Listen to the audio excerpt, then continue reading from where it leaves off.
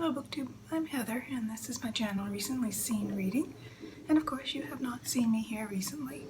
The usual reasons. Fell into the habit, minor difficulties in personal life, the horrors of world news, all the usual things you hear from people who've taken long breaks from recording videos. But I thought I would give it a go today as a form of kind of a Friday Reads 2024 wrap-up. One of the difficulties is that there's a crew in my neighborhood pouring a floor, total floor of concrete, so you will hear construction noise, and it's either record today when I'm in the mood or it doesn't get done. So apologies for the inevitability of construction noise, which has been one of the impediments to recording video all year long. 2024, I think, was an off year for reading for me. I'm usually I'm someone who reads in the vicinity of, say, 200 books a year, and I didn't come as close to that as I normally do. And that's a number that is often off-putting for people, because I think it even mentioning the number induces a sense of competition, and it's not my conscious intention to be competitive. Except maybe with myself, and that's something that I need to examine. But what it interests me most about it is that the reading number of books completed is lower this year, and the number of pages is lower, not surprisingly. And the reading has felt off somehow, just off. So I took a kind of hard look at what I had read and the quality of the books that I thought I had read, and had kind of a couple weeks of thinking about it and have come to some conclusions. Like most readers, I have books that I read when I want something challenging to read, something when I'm working through a reading plan, and another bucket of books that I read when what I want mostly is predictable distraction, pleasurable, predictable distraction. And for me, that historically has been mystery novels. And this year I veered into historical mysteries.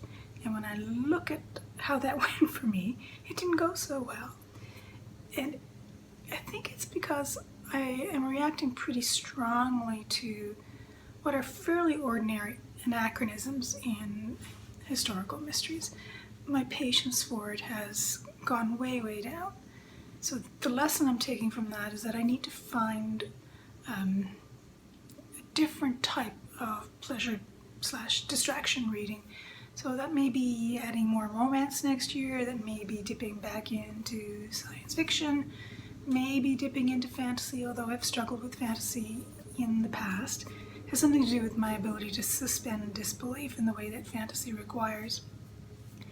So as a result of that kind of combination of life events, world events, and uneasy pleasure reading, the year has felt off. It's just felt off.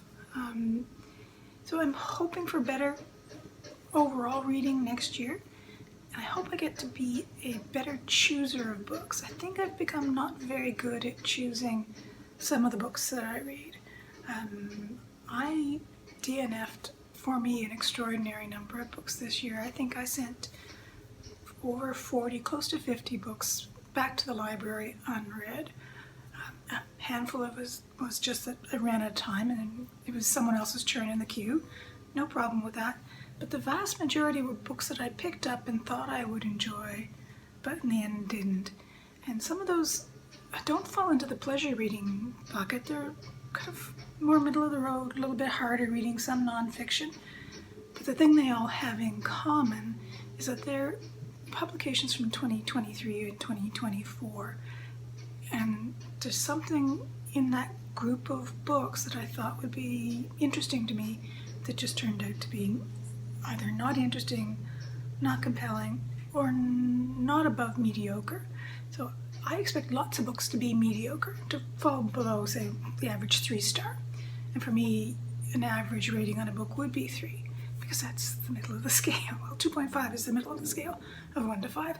But mediocre is an ordinary experience for reading a book. So I just had a lot more mediocre this year.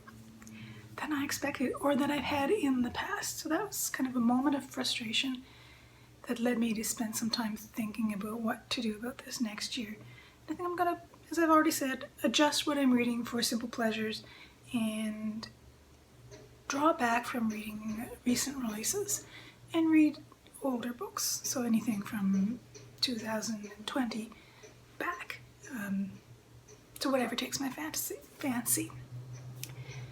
That makes it sound all doom and gloom, and it isn't all doom and gloom. There are a number of books that I read this year that I thought were quite marvelous and I would reread. Some of these are pretty obvious things that someone would reread. So one of my favorite novels is Toni Morrison's Paradise. And I know many people find it a frustrating book because it doesn't go in a linear, logical fashion, but the prose is so beautiful, and I like the fact that it's not linear and it's a little bit untidy around the edges. So Toni Morrison's Paradise would be right up there in my best reading of the year. And something I finished less than a week ago is Kate Briggs' long form. This came out in 2022, maybe.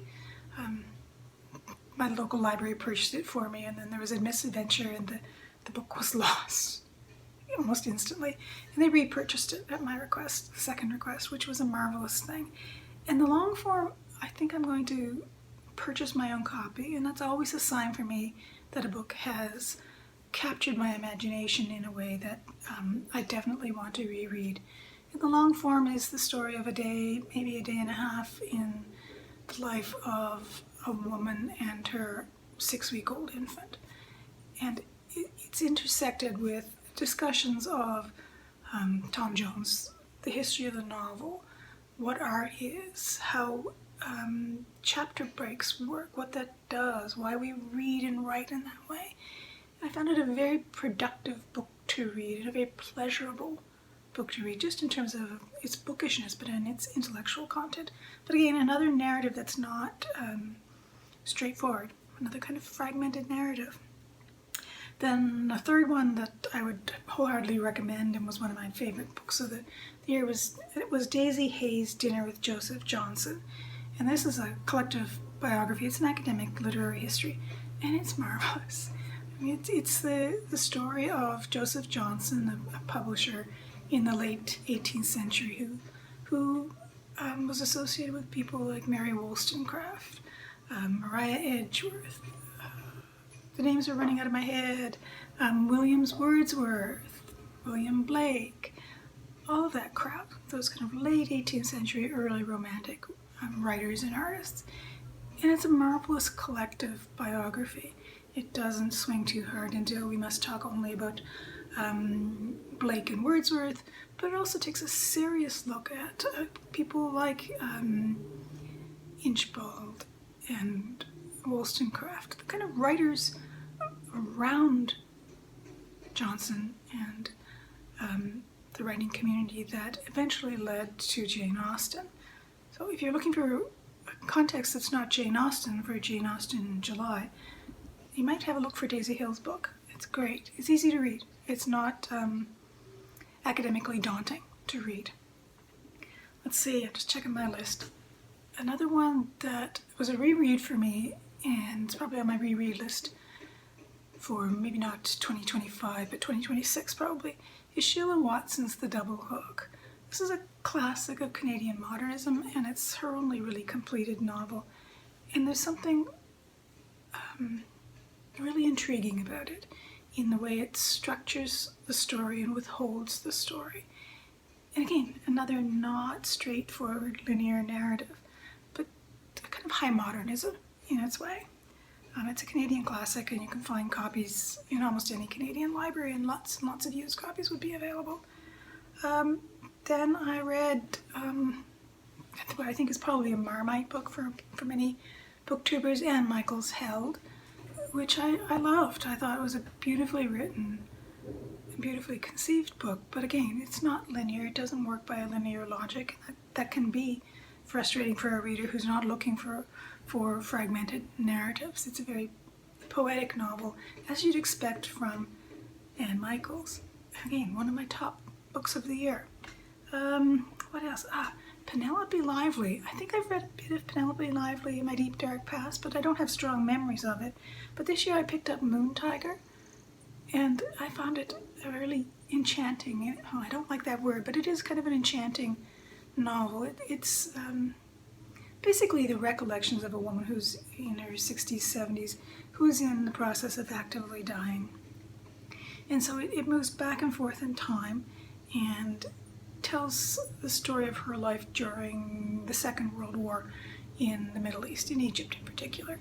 And the deftness with which Lively handles a narrative that discloses and withholds, I found really compelling. I'm very glad I read that this year.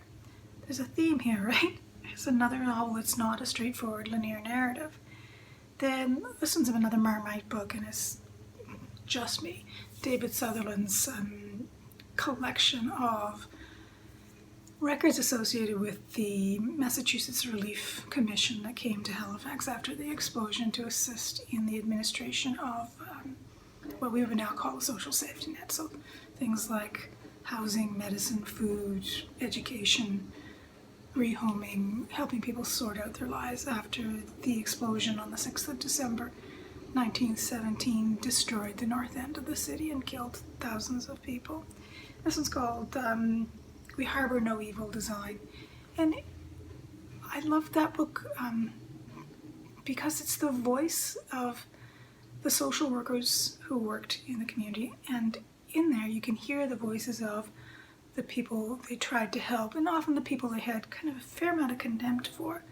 And it's all told through documents pulled from multiple places in the archives. So again, another narrative that's fragmented. What else? Oh, Benjamin Meyer's Cuddy. It's an English historical novel.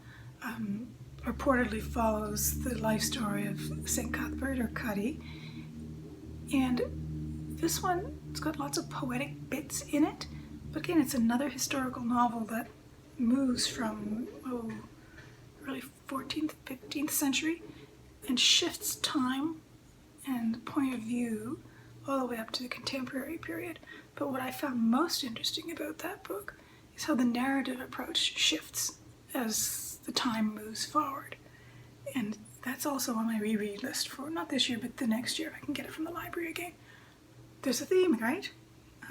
Broken up narratives really appealed to me this year. Hanif Abdurraqib's There's Always This Year, which is a collection of essays about basketball. I don't watch basketball. I don't understand basketball. I'm not a sports kind of person. But Hanif Abdurraqib's writing is kind of amazing. Again, not straightforward sports writing, not straightforward writing about music or writing about poetry, but there's something fascinating about the way he can tell this mix of sports history and personal history and cultural history in an essay format. And that one is also definitely on my reread list for next year. And last, since I'm limiting myself to 10 books, would be Elizabeth Bowen's A House in Paris. And I read this as part of a group of people who get together on Sundays, organized by Sarah of Hardcover Hearts. And as an aside, almost all of the books we read together as a group this year have been great, have been interesting, generally well written. The conversations have always been great. Don't always make it into my favorite books of the year, but this one does. Elizabeth Bowen was an Anglo-Irish writer, and House of Paris tells the story of two youngish children. They're under 10, so they're prepubescent, in coming to Paris to, in one case, meet his mother that he's never met before. And it's this marvelous, how to describe it, manipulation of point of view to try to explain what has happened to these children and what the life of the adults around them has been like. And it's a very satisfying and very frustrating set of narratives to read. So yet again, a theme. So what I've learned from thinking about why my reading year has been so frustrating in 2023 is that I need to be on the lookout for books that feature a lot of interruption as a natural part of the prose, and steer away from books that are really attached to traditional linear structure. I love me a plot, love plot, but there's something about plot that has been letting me down this year, especially plot in historical novels or historical mysteries that doesn't have a tight enough grasp on the facts of the period. I seem to have become a little bit unforgiving around lack of factuality in historical fiction. I'm not sure what I'll read in 2025, but I'm hopeful that it will have more good books than bad books, and that I will become a better selector of books, that I will figure out a way to improve my discernment, because that's the real problem here. There are always books that don't agree with readers. There are always books that are mediocre, there are always books that are bad, and there are always books that are good, and there are always books that are great. But it's very difficult sometimes to separate those into two piles, and to get past the marketing flack and get past historical reputations and find something that is better than you expected it to be. That's what I'm looking for. Books that will be better than I expected them to be. I hope you've had a good 2024 reading year, and that you have happy reading plans for 2025, and that you too are really good at discerning what books are good and what books you enjoy. And hopefully those things will overlap for all of us. Bye bye.